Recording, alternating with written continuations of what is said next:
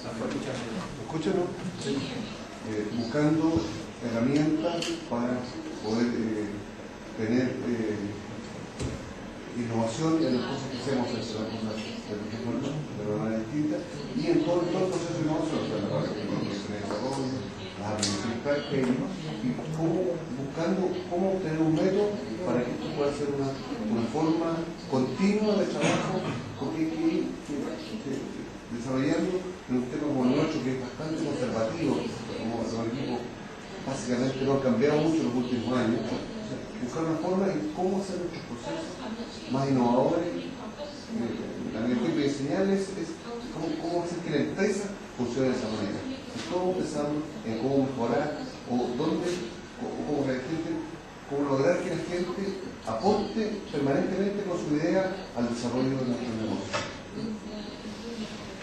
Es un poco la idea de lo que nosotros venimos a buscar acá. Okay. Again, I'm going to risk probably repeating myself, but I'll give you a couple of thoughts. First of all, you said tools that are used over time. That's an important concept because in the States, and I use the term shelf life. Does everyone here know what the term shelf life means? How long something lasts? If you buy something, if you see something in the grocery store, how long does it stay on the shelf before it goes bad? In business, there are too many people going out and offering things, and you send them to conferences. They go to a conference and they get an idea, but they don't. It comes back and it doesn't sustain itself. It has no shelf life. So first of all, as an executive, you're absolutely correct in not wanting to waste your time to do things that are just avocational or kind of a la carte. And not sustainable. And I will tell you the reason that most ideas aren't sustainable. Okay? And it'll be provocative. And the reason is you. And let me explain myself. The reason is you is because executives have a hard time taking a step back and defining what few things they want to do and make sure they implement over time.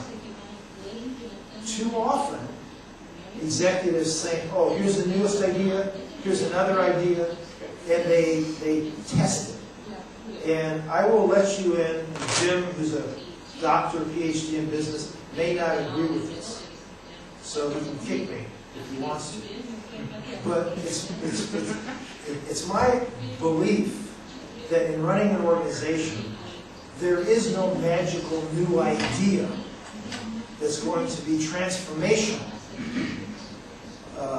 But there are good practices you can put in place that send messages to your employees that you are very serious about this. I gave an example at lunch of something that I do in my company. In fact, I'll give you two examples going to the Irish Angels. I have what I call the PACE huddle. Okay? And the PACE huddle, you know, the huddle is in American football, everybody kind of gets together right before play, kind of a PACE, what would you call it? You know, what's it called in soccer? Is it soccer? We have no such concept.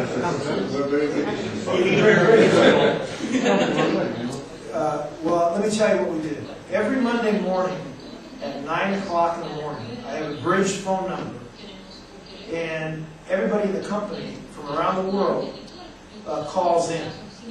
Okay, so they'll call in, and we will have an opportunity for me to speak, for employees to speak. We have a quote of the week, and the quote comes from different employees that we will assign to quote, to give them an opportunity to talk. And the purpose is, it's a very simple concept, 15 minutes. The purpose is to make sure that everybody feels they're part of the same team. Now, if your company is huge and comprised of different kinds of people, it may be more difficult to do. But you can do it for your executive team. You can do it for different layers if you want to. The second thing I do that has worked in my company, for innovation particularly, is Notre Dame has a leadership training program. I send all of my executives to that program. And they come back different than they went out. And I will share with you one thing that is most strikingly different.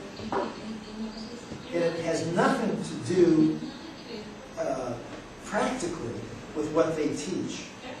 And that's why when I ask questions, I'm trying to do everything I can to pull you up. They come back less afraid. And that may sound funny as an executive. One executive has been with me for 18 years. And I'll say he came back less afraid. Afraid of what? And I'm saying, what I'm going to explain to you is they get the idea of the value of sharing thoughts and asking questions and creating a sense of dialogue and not moving out of their comfort zone. And as a company in the electrical manufacturing business, which is a fairly staid business, where people, by the nature of the business, have a tendency to do the same thing over and over during the day. Okay? What you need to do is break that cycle, because if they're doing the same thing physically or intellectually the same day, they're not going to be innovative unless you do something. And it doesn't need to be 6 things, but it needs, and employees are, as you know, are very, very astute. They know if you're a liar, they know if you are authentic, and they know if you have their best interest in mind. So if you do one thing, a program that pulls people out, and you do it consistently, year after year, at least give it a year. And the worst thing you can do is to try something and then stop. And I will share one other thing with you. When you try something new, especially in a staid organization, most people instinctively will say, silly, that has no value, what are we doing this for? But people keep their antenna up, because the safest thing to do, again, it goes to being scared, the safest thing to do is to say, I'll just keep everything the same and not say, hey, that's a good idea. But you'll watch over a period of time, more and more people say, yeah, actually, I got something good out of that one. And over a period of time, it'll migrate, so people will start investing in it themselves. So I would say some patience with that. But the thought that I would leave you with is, it's you. You know, you have the power to establish something, to create a mechanism for innovation. Because it's not going to come with one technique or this technique. It will come through a validation of a culture that you wanted. And the simplest thing to do, and let me ask you, put you on the spot.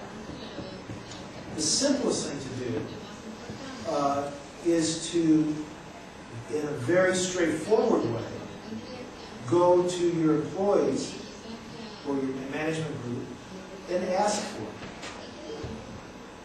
And I found that to be extremely powerful, is when I stand up and say, listen, I'm really not happy with how I'm leading in this area. I need help. And what I'm trying to do is to create a culture of more innovation. And I am a product of my history of what got me here. And I need to share with you that I don't know how to do it by myself. And I would very much like to have your fingerprints on it. So sit down with me, and not just come to the university, although I think that's good to do, but sit down with me, you say to a group of your employees, and let's collaboratively come up with something to try. And a lot of things happen there because they hear you taking a risk.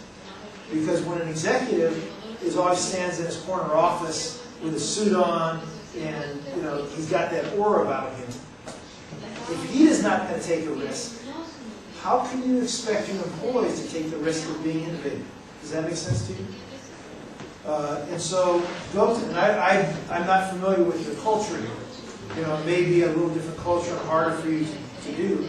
But I will tell you, I work in Russia a lot.